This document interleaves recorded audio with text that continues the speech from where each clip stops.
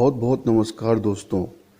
आपका दोस्त यश सिंह बोल रहा हूं। दोस्तों मैं आशा करता हूं आप सभी बहुत अच्छे होंगे और भारत में जो राजनीतिक उठापटक चल रही है उसे तो आप देख ही रहे होंगे, वाकिफ ही होंगे। तो आज जिस टॉपिक पर हम बात करने वाले हैं उस टॉपिक को तो आपने देख ही लिया होगा। इस पर लिखा है कि मोदी की राजनीति में कौन जीतेगा। तो सबसे पहले तो ये समझ लीजिए कि मोदी की राजनीति का मतलब क्या है। मेरा कहने का तो मोदी की राजनीति कहने का मेरा मतलब ये है कि एक राजनीतिक पार्टी जो हर अपने जो प्रतिद्वंदी हैं या ऑपोजिशन पार्टीज हैं या ऑपोजिशन पार्टी के लीडर जो हैं, विरोधी दलों के जो नेता हैं, विरोधी दल हैं, उनको किस तरह से गिराती है, किस तरह से उनके ऊपर धावा बोलती है।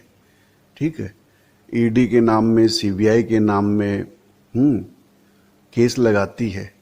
तो ये जो राजनीतिक पैंतरा है ये पहली बार भारत में देखा गया 2014 के बाद में, जब से मोदी सरकार आई है भारत में।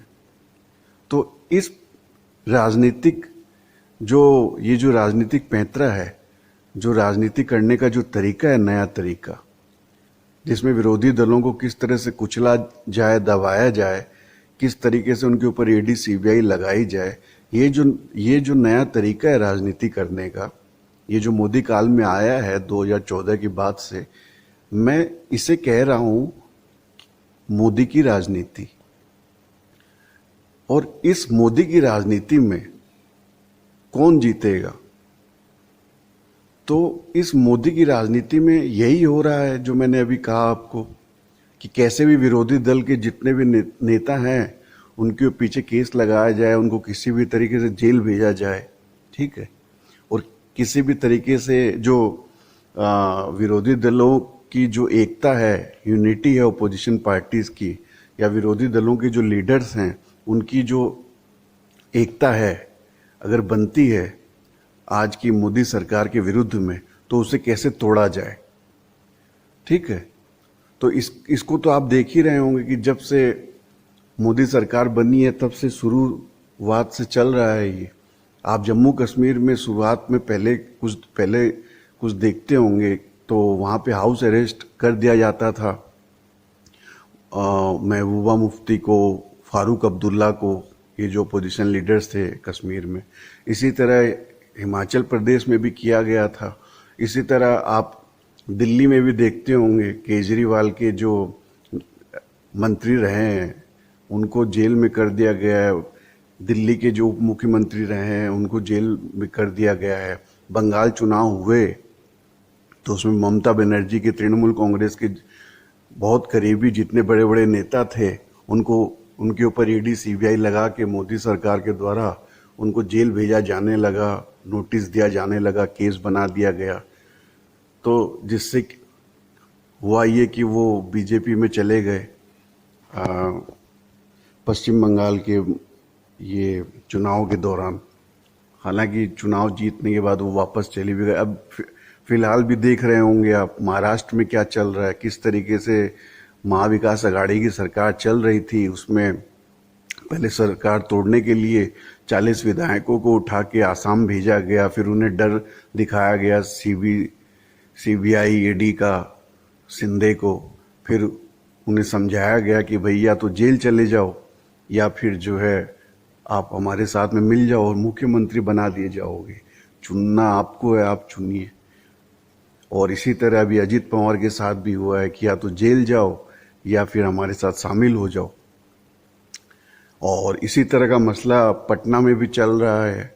ठीक है, तो ये मसला जो है आपने देखा होगा कि जो भी आवाज उठाता है मोदी सरकार के विरोध में तो उसके ऊपर में ईडी सीबीआई लगा के केस बना के और उसे जेल डालने की प्रक्रिया शुरू कर दी जाती है। तो ये डराया जाता है। और राहुल गांधी के भी पीछे पड़े थे ये मोदी सरकार के लोग, ईडी सीबीआई लगा के। तो उनके ऊपर जब ईडी सीबीआई लगा के पूछताछ में कुछ नहीं निकला तो उनके ऊपर वो केस बना दिया गया झूठा। केस, जैसे कि मीडिया में कहा जा रहा है कि उन्होंने जो है मोदी सरनेम का मानहानि किया और इसके हिसाब से उनको जो है 2 साल की सबसे बड़ी सजा सुनवा दी गई अपने जज के द्वारा गुजरात कोर्ट में, और अब 8 साल के लिए वो नहीं आ सकते हैं राजनीति में, हालांकि अभी तो केस चल रहा है कोर्ट वगैरह में। तो यही बात जो साउथ इंडिया है, तमिलनाडु है, या साउथ में और भी जो लीडर्स हैं, आंध्र प्रदेश हो, ठीक है, तेलंगाना हो, वहाँ भी इन सब लीडर्स जो हैं उनके ऊपर चल रहा है। उड़ीसा के भी जो है मुख्यमंत्री को कहा, जैसा सुनने में आ रहा है कि उन्हें भी डराया धमकाया, वो तो खुद डर गए होंगे वैसे तो, कि भाई अगर कुछ आवाज़ उठाएंगे मोदी सरकार के विरुद्ध तो उनके ऊपर भी ईडी सीबीआई लगा दी जाएगी। तो ये जो इस तरह की राजनीति जो चल रही है, ये 2014 के पहले तो थी नहीं, और या तो चलती सरकार को तोड़ फोड़ के जो है उसके लोगों को अपने में शामिल कर लिया जाए और सरकार बना दी जाए, जिसका जनता ने भी वोट अगर नहीं दिया बीजेपी को, किसी और दल को वोट दे दिया है, और अगर वो दूसरा दल सरकार बनाता है तो भी उसे उस सरकार को तोड़ फोड़ करके बीजेपी अपनी सरकार बना लेती है, आपने देखा होगा।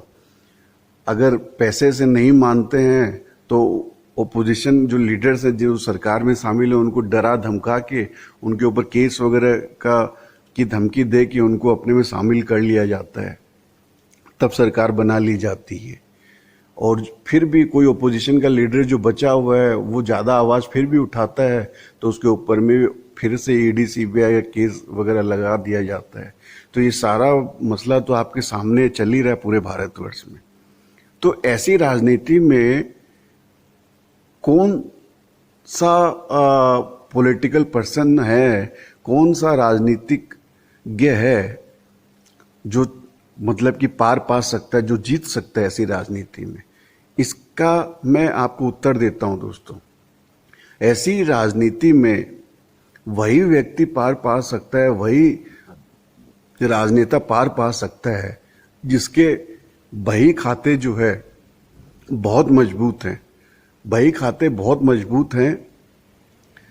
अब देख लीजिए कि एक एमएलए का चुनाव लड़ने के लिए 5-10 करोड़ का खर्चा, या एमपी का चुनाव लड़ने के लिए 20-25 करोड़ का खर्च हो, और अगर 5 साल की एमपी या एमएलए बनने के बाद में अगर आपको सैलरी मिले तो उससे तो आपका 5-10-20-25 करोड़ तो जो है वापस आता है नहीं सैलरी से। तो अब इसमें तो क्या है कि हमेशा ही राजनीति करने के जो खर्चे हैं उनको जो है वापस से अगर उनकी भरपाई करनी पड़ेगी किसी भी राजनेता को, तो वो तो उसके लिए तो ऊपरी कुछ कमाई जो होती है वो तो करनी ही पड़ेगी भारतवर्ष में, क्योंकि भारतवर्ष में राजनीति इतनी महंगी हो गई है। तो अब मेरा ये कहना है कि ऊपरी कमाई हो चाहे निचली कमाई हो या कहीं से भी कमाई करे राजनेता, लेकिन उसका अगर बही खाता जो है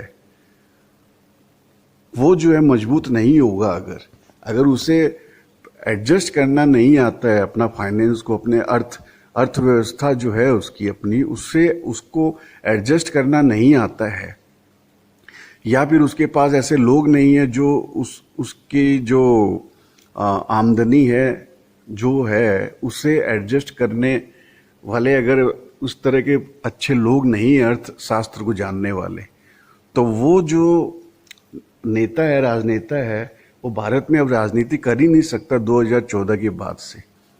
ठीक है, वो मैं इसलिए कह रहा हूं कि अब आने वाली राजनीति अब इसी तरह की होने वाली है भारतवर्ष में। देखिए, जनता तो किसी भी सरकार को उठा के पलट सकती है भारतवर्ष में, ये आप जान लीजिए।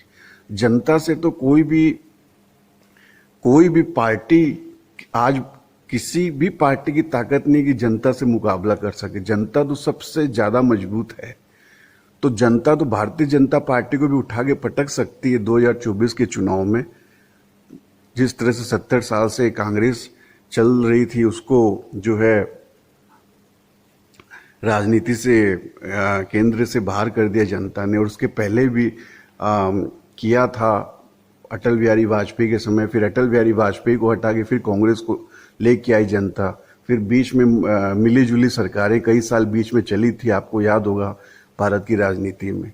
तो जनता जैसा चाहती है वैसा कर सकती है, लेकिन जो भी दल या जो भी समूह, पार्टियों का समूह, चाहे एनडीए हो, चाहे यूपीए हो, या कोई भी दल, जो भी मिलके आज सरकार बनाएंगे अब भविष्य में भी जाके भारतवर्ष में, तो वहां भी राजनीति इसी तरह की होने वाली है जिसे मोदी की राजनीति में कहता हूं।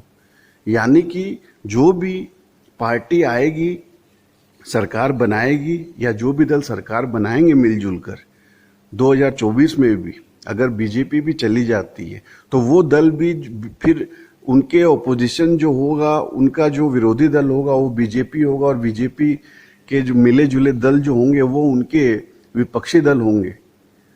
समझ लीजिए आने वाले 2024 में कांग्रेस के साथ मिलकर विपक्षी दलों के सब साथ मिलकर सरकार बन जाती है, जनता ने समर्थन कर दिया तो बन जाती है, तो उनका विरोधी दल होगा बीजेपी और बीजेपी के साथ में रहने वाली पार्टियां।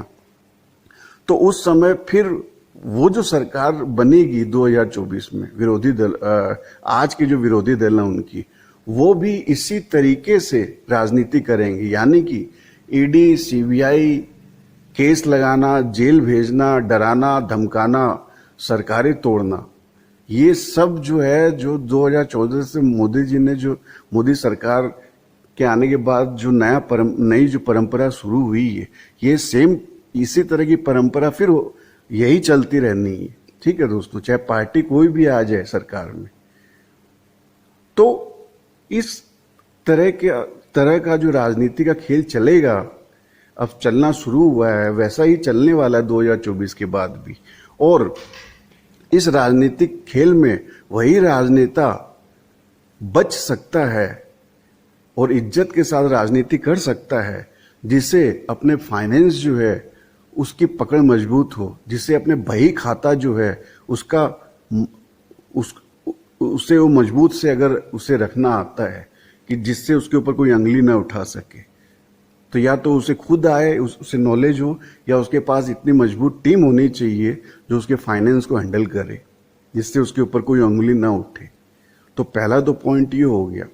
दूसरा, वही राजनेता जीत सकता है ऐसी राजनीति में जिसको विज्ञान की, टेक्नोलॉजी की, मीडिया की, मार्केटिंग की नॉलेज हो, जिसे पता हो, या तो खुद पता हो या उसके पास ऐसी टीम हो जो सोशल मीडिया का अच्छा से अच्छा यूज करना जानती हो, जो टेक्नोलॉजी को समझती हो, विज्ञान को समझती हो, किस तरह से मार्केटिंग करना है, किस तरीके से प्रोपेगेंडा करना है, किस तरीके से टेलीकम्युनिकेशन जो है, टेलीकॉम की क्रांति, उसे उपयोग में लाना है, किस तरह से स्मार्ट टेक्नोलॉजी जो है आज, चाहे मोबाइल फोन की लीजिए या किसी भी अप्लायंसेस की आज स्मार्ट टेक्नोलॉजी लीजिए, या किस तरीके से एआई जिससे कहते हैं आर्टिफिशियल इंटेलिजेंस, उसको किस तरीके से काम में लगाना है जिससे पार्टी का नाम हो, पार्टी की मार्केटिंग हो, एक मार्केटिंग मैनेजमेंट हो, एक प्रोपोगंडा फैला सके वो। तो इस तरह की जानकारी उस राजनेता को होनी चाहिए, तब वो जो है अपनी राजनीति को चमका सकेगा, राजनीति को गर्म करके रख सकेगा भारतवर्ष में। या फिर उसके पास में मजबूत टीम हो जो उसके लिए ये टेक्नोलॉजिकल जो समझ रखे और जो पूरी टेक्नोलॉजी का उपयोग करके उसके लिए अच्छा प्रोपेगेंडा, अच्छी मार्केटिंग, अच्छी इमेज मैनेजमेंट, अच्छी जो है जो कहते हैं कि उसकी जो विचार है उसको चारों तरफ फैला सके। तो इस तरह से मतलब विज्ञान का जो है पूरी तरीके से यूज कर सके। इस तरीके से या तो उस राजनेता को जानकारी होनी चाहिए और उसके साथ अच्छी टीम भी होनी चाहिए।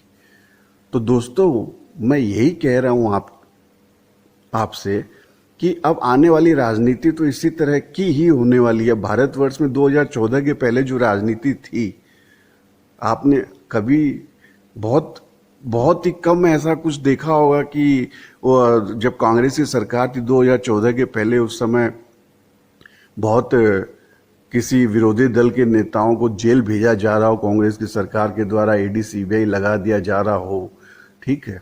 झूठे मुकदमे केस डाले जा रहे हो, जिनके पीछे कहते हैं कि खोद खोद कर और राई राई का पहाड़ बनाया जा रहा हो, उनके पीछे सोशल मीडिया की ट्रोल सेना लगा दी जा रही हो। इस तरह का माहौल तो आपने देखा नहीं होगा 2014 के पहले, जब कांग्रेस की इतनी साल सरकार रही भारतवर्ष में।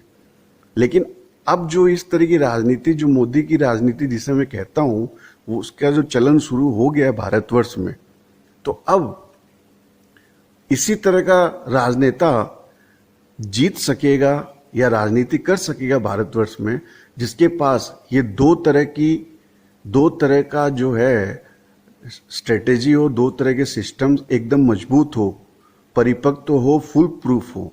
एक तो उसका फाइनेंस जो है, उसके बही खाते की पकड़ एकदम मजबूत हो कि जिसके ऊपर कोई की भी सरकार आ जाए वो अंगुली न उठा सके। अब चाहे वो उसके लिए अपने पैसे को हवाला करता है, बाहर देशों में भेजता है, बाहर देशों से यहाँ पैसे ट्रांसफर करता है, कैसे क्या करता है उन गणित में मैं नहीं जाऊंगा, ठीक है, क्योंकि वो तो होगा ही। क्योंकि आज राजनीति जो है इतनी महंगी हो गई है कि 5 साल तक नेताजी को अगर सैलरी मिले 5 साल की, तो उस सैलरी से तो उनके चुनाव के एक दिन का खर्चा भी जो है वो पूरा नहीं बैठेगा, ठीक है।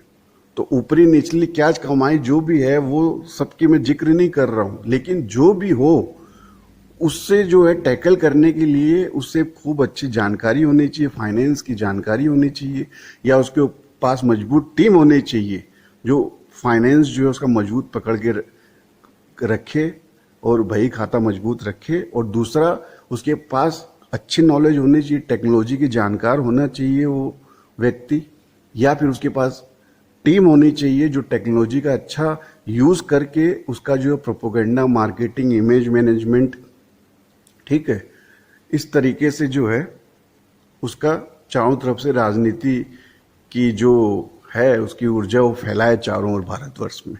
अगर ये जो 2 पॉइंट्स अगर कोई राजनेता अभी भी नहीं समझ रहा है भारतवर्ष में, तो उसको राजनीति से बाहर आ जाना चाहिए, क्योंकि उसको सिर्फ राजनीति में कोड़े पड़ने वाले हैं। उसका आगे का जीवन जो है जेल में बीतने वाला है। उसका जो अगर उसने कुछ पैसे बना भी लिए होंगे तो वो सब कुछ स्वाहा हो जाने वाले हैं अगर वो राजनीति में अभी भी रहना चाह रहा है और मेरे ये 2 पॉइंट अगर नहीं समझ रहा है। ठीक है दोस्तों, इससे ज़्यादा मैं खुल के भारत की राजनीति के विषय में किसी भी राजनेता को इससे बड़ी और खुली सलाह नहीं दे सकता हूं। तो दोस्तों, आपको मैंने इस तरह का पूरा विश्लेषण करके आज की राजनीति के हिसाब से भविष्य काल दिखा दिया है जितना मुझे समझ में आया। आप जुड़े रहे, उसके लिए आपका बहुत बहुत धन्यवाद। अगर आपको अच्छा लगा हो मेरा विश्लेषण जो आगे आने वाली भविष्य की राजनीति के बारे में था, तो आप इसे जरूर शेयर करें अपने मित्रों में। आपका जुड़े रहने के लिए दिल से बहुत बहुत आपका धन्यवाद। आपका दोस्त यश सिंह साइनिंग ऑफ। सत्यमेव जयते।